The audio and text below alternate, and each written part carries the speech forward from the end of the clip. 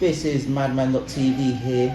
Just finished my session here at the Bronx. My first time coming here actually. I thought I might as well give it a try. But I'm here with the lovely Marnie Swindells in our office. It's been a while, honestly. It has. How are you? I'm doing alright, man. How are you? Good. I'm good.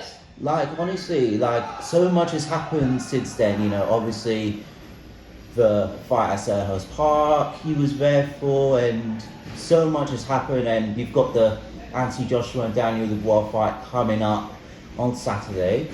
First of all, what have you just been up to recently? Just talk about what you've been up to recently. Busy. We are hosting a watch party for the Anthony Joshua Daniel Dubois fight this Saturday. I'm also kicking off our white collar boxing under a new brand, Bronx Promotions. So that will be starting towards the end of September. So it's just been busy. The gym is alive and kicking. As you know, it just kicked your ass. But yeah, it's good. Business is good. Life is good. I'm in a good place right now. Oh, that's good. And talk to me a bit more about your Bronx promotion scene, because you talk about white collar boxing. Is it a way to get ordinary young men and women involved in some sort of boxing? Exactly. White collar boxing has a bad reputation for being sort of quasi space between amateurs and pros, and it's not real boxing. But what it does do is it serves as a gap, a bridge over the gap between people who can't commit to boxing full time and can't make a career out of it, but want to know what it feels like. And what I want Bronx Promotions to do differently is to do it as safely and as by the book as possible, because there is some really dangerous people and real cowboys in the white collar boxing world. So my plan is to take it and do it the right way, do it the respectful, honourable way, which is what I used to do. I used to do promotions under a different name. It was going well, it was successful until COVID hit and Boris shut down the events. So it's sort of a kickstart again of what I used to do, but under these new circumstances. And you talk a bit more about white collar boxing. What was your experiences of white collar boxing? Was it, have you got yourself into some really hard fights? And what experiences could you bring in terms of the event that you've got towards the end of this month? Well, I've never personally done white collar boxing. My boxing background was in amateur boxing. But being in the stratosphere of boxing, I would hear horror stories about 5-6 kilo weight differences, people taking shots of tequila before a fight, just some real crazy stories where the world of white collar is just purely about money. There's no real honour to it, there's no respect to it. So I'm trying to core it back from that reputation and say, look, we can do something here that is safe, it's above board, it's responsible, and it gives people that glimmer of what it feels like to be a fighter without having to make a lifelong commitment to it, as we know you have to do in the case of amateurs and pros. Absolutely. And for those who don't know, what's the difference between white collar and amateurs? Because people will probably think it's the same thing, but what is like the sort of differences? So amateurs is boxing at a grassroots level, where the ultimate objective of an amateur boxer is to represent their country in the Olympics. There's no money involved, it's for the love of the sport, and it's very pure. And then at the other end of the spectrum, you've got pro boxing, where it is about making money, it's about business, but there is still a sense of nobility to it. White collar boxing is for your everyday person who wants to have a taster of putting on gloves for the first time, and they do so by taking part with us in a 10-week camp, 2 sessions a week, full training, full understanding and scope of the sport, and by the end of it they go out and have a fight, and they have an exhibition of their skills against, in our case, a very evenly matched opponent, which is another horror story I hear a lot of unfair matches. Wow. We're going to do it right. You do it right indeed, because you're probably thinking, I don't want to take someone to hospital afterwards. Absolutely not. That's not the aim of the game, and that's not what anybody gets into the sport for. Absolutely.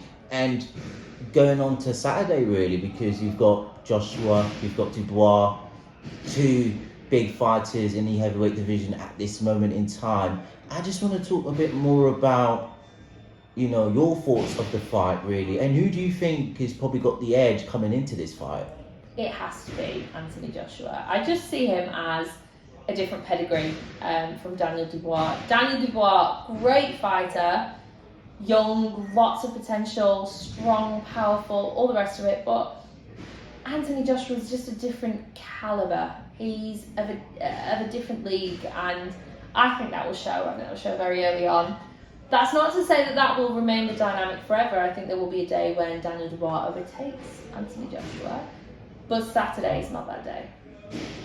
I find that very interesting to say that. Do you think experience, especially at this level, sort of supersedes what's going to go on in the ring? Because you've got 90,000 plus fans at Wembley. He's obviously, Anthony Joshua speaking, got the experience. Dubois has got perhaps like one world title, perhaps 2 world title experience. So do you just think that Anthony Joshua's pedigree, his experience and his power perhaps is going to be a bit too much? And how do you see him winning the fight if he is to win the fight on Saturday? Yeah, I think his experience, his athleticism, I think his exposure to so many different people in the sport is something that he will have inherently over Daniel Dubois. He'll always be ahead of him in that sense. And I think it will only be a case of when Daniel Dubois had the same amount of exposure and experience when he'll start to creep up to AJ. But as I said, I think there's still a gap there.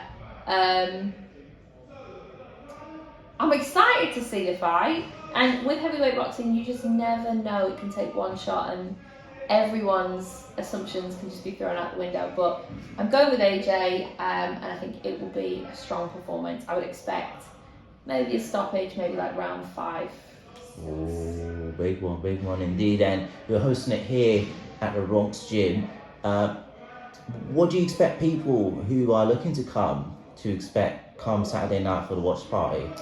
Well, the slogan of the gym is Beyond Boxing, because it's not supposed to just be a boxing gym. It's supposed to bring people together, have that social dimension. It's supposed to extend beyond fitness. And hosting things like the watch party is the perfect marriage between that social dimension of the gym and bringing people together and boxing. So when these opportunities arise, when there's a big fight happening, we put it on the TV, we invite everyone down, there'll be a bar, there'll be food.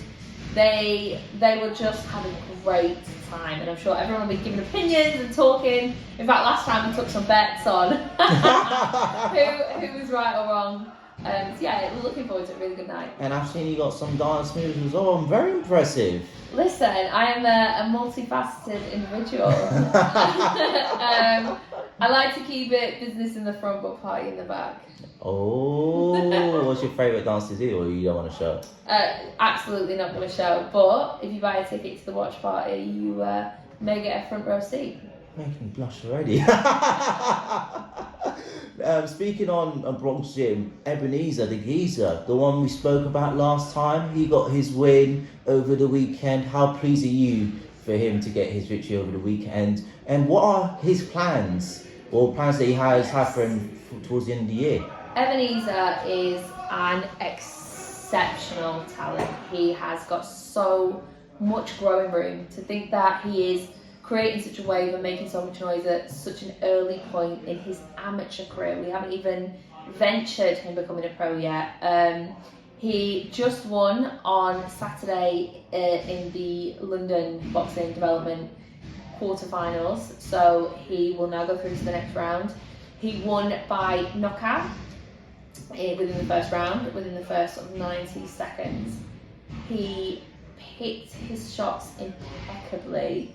He was so intentional, so deliberate, so classy, and he has just got the world at his feet. If he continues to make good decisions, which I'm going to try and do my very best to help him do that. If he stays on the right path, the future is his. I put that on his shorts to remind him of it. And I can't wait to see when he turns pro, how he's going to turn pro. But last question really, and it seems like you're from Manchester. Is there any fighters from Manchester that you sort of keep an eye on? I know we're sort of divulging a little bit, but with everything that's gone on recently, is there any fighters that you sort of having a look at to see that you have a good look at of? Or I can't say there's anyone that I've got on my radar in particular. Callum Simpson from Barnsley, which isn't too far from Manchester. I like him a lot. I think he's one to watch. His profile just seems to be accelerating so quickly. It seems like Boxer and Ben Shalom are being very supportive of him, which would be indicative of the fact that they have big plans for him. So he's on my radar. But there's some great fighters from Manchester. As they say, people from Manchester, salt of the earth, got grit, got heart, got character. So yeah, I think there's a lot of talent from that region of the UK. And I think we could speak of that about yourself as well. Like, look how well you've done to put all this gym together. Well, hopefully I'll go back up in Manchester and open one there.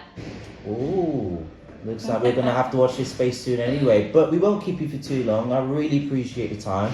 Thanks for having me over as well. The people behind me can't see me, but when I ended the session here, I was dripping in sweat. So I'm definitely going to be back. Got yourself a little smoothie from our calf as well. Yeah, it's not See, too you look bad. after him. See, you look after me, and you've done a brilliant job. And honestly, Thank keep up the good work. But I shall see you very soon. I shall be here on Saturday, and let's just see if your predictions come correct. We will see. Thank you. Thank you.